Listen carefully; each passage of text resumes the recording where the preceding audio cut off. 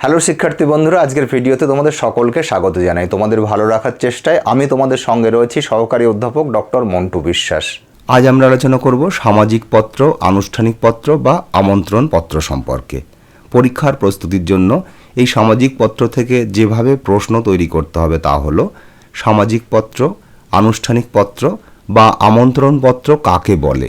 সামাজিক পত্র বা আনুষ্ঠানিক পত্র বা আমন্ত্রণ পত্রের রচনা রীতি বা আঙ্গিক বা গঠন রীতি ও বৈশিষ্ট্যের দিকগুলি উদাহরণ সহ আলোচনা করো। আলোচনা শুরু করার আগে অন্যান্য দিনের মতন বলবো, তোমরা যারা এই চ্যানেলটিতে নতুন রয়েছো এবং এখনও চ্যানেলটিকে সাবস্ক্রাইব করোনি, তোমাদের কাছে অনুরোধ তোমরা চ্যানেলটিকে সাবস্ক্রাইব করে নিও এবং ভিডিও ভালো লাগলে একটি লাইক করে দিও। আর নতুন ভিডিও নোটিফিকেশান পাওয়ার জন্য পাশে থাকা বেল আইকনটিতে ক্লিক করতে ভুলো না। সেই সঙ্গে অন্যান্য বন্ধুবান্ধবীদের কাছে এই তথ্যগুলিকে পৌঁছে দেওয়ার জন্য তাদের সঙ্গে ভিডিওটি শেয়ার করার অনুরোধও রইল। চলো দেরি না করে এবারে আজকের আলোচনা শুরু করা যাক। আমরা আমাদের প্রশ্ন অনুযায়ী এভাবে উত্তরটিকে সাজাতে পারি। বিভিন্ন সামাজিক অনুষ্ঠান উপলক্ষে সৌজন্য প্রকাশের জন্য যেসব চিঠি লেখা হয় তাকে সামাজিক পত্র বলে। সাধারণত যে সমস্ত অনুষ্ঠান উপলক্ষে সামাজিক পত্র লেখা হয় তার মধ্যে রয়েছে অন্নপ্রাশন, উপনয়ন, বিবাহ, শ্রাদ্ধ, পূজা পার্বণ, নানা ধরনের সাংস্কৃতিক অনুষ্ঠান। সামাজিক পত্রের আঙ্গিক বা রীতি। সামাজিক পত্রের গঠন রীতির মধ্যে যে বিষয়গুলি থাকে সেগুলি হলো ক, শিরোনাম।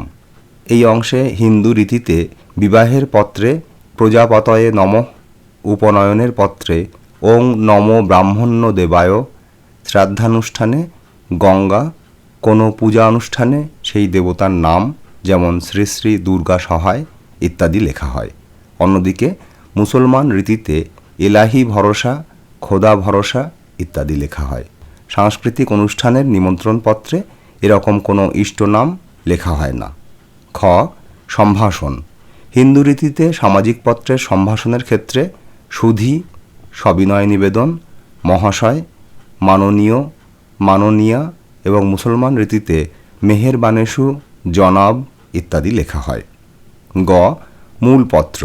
এই অংশে নিমন্ত্রণের কারণ, দিনক্ষণ, স্থান প্রভৃতি জানিয়ে বিনয় বচনে বক্তব্য পরিবেশন করা হয়। ঘ, সমাপ্তি বা বিদায় সম্ভাষণ।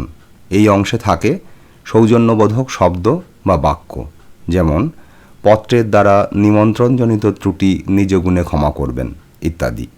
তারপরে থাকে নিবেদন, ইতি, নিবেদক, বিনয়াবনত এবং শ্রাদ্ধের ক্ষেত্রে ভাগ্যহীন, ভাগ্যহীনা ইত্যাদি।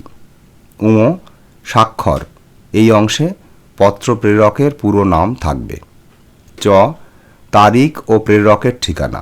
পত্রের শেষে বাম দিকে থাকবে তারিখ এবং ডান দিকে স্বাক্ষরের নিচে থাকবে পুরো ঠিকানা। এই বৈশিষ্ট্যগুলি দিয়ে আমরা একটি সরস্বতী পুজোর আমন্ত্রণ পত্রের উদাহরণ দেখে নিতে পারি। সরস্বতী পুজোর এই আমন্ত্রণ পত্র তৈরি করতে গেলে প্রথমেই উপরে লিখতে হবে শ্রী শ্রী সরস্বত্যই নমঃ, তারপরে সবিনয় নিবেদন। আগামী ৩রা ফাল্গুন সোমবার পূর্ণ শুক্লা পঞ্চমী তিথিতে আমাদের কলেজ প্রাঙ্গণে বিদ্যার অধিষ্ঠাত্রী দেবীর আরাধনায় ব্রতী হয়েছি। আপনার সবান্ধব উপস্থিতি আমাদের এই অনুষ্ঠানকে সার্থক করে তুলুক এই প্রার্থনা করি। ইতি বিনয়াবনত ডক্টর কানাইলাল ভট্টাচার্য কলেজের ছাত্রছাত্রীবৃন্দ। বাম দিকে তারিখ এবং স্থান 15ই ফাল্গুন 1431 বঙ্গাব্দ, হাওড়া। এরপরে লিখতে হবে অনুষ্ঠান সূচি।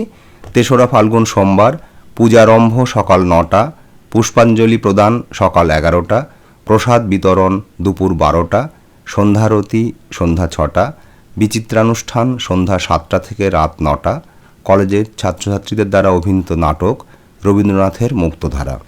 4ঠা ফাল্গুন মঙ্গলবার পূজা ও বিসর্জনের কাজকর্ম সকাল 9টা, সন্ধ্যায় সঙ্গীতানুষ্ঠান। 5ই ফাল্গুন বুধবার প্রতিমা সহ শোভাযাত্রা বিকাল 4টা, প্রতিমা নিরঞ্জন সন্ধ্যা 6টা। এই হলো সামাজিক পত্রের আঙ্গিক বৈশিষ্ট্য এবং একটি উদাহরণ সহ আলোচনা। আমরা আমাদের আজকের আলোচনাকে এখানেই শেষ করছি। এতক্ষণ সঙ্গে থাকার জন্য অনেক অনেক ধন্যবাদ। তোমাদের সকলেরই মঙ্গল হোক, তোমরা জীবনে সফল হও এই শুভকামনা জানিয়ে আজকের ভিডিও শেষ করছি। দেখা হবে পরের ভিডিওতে।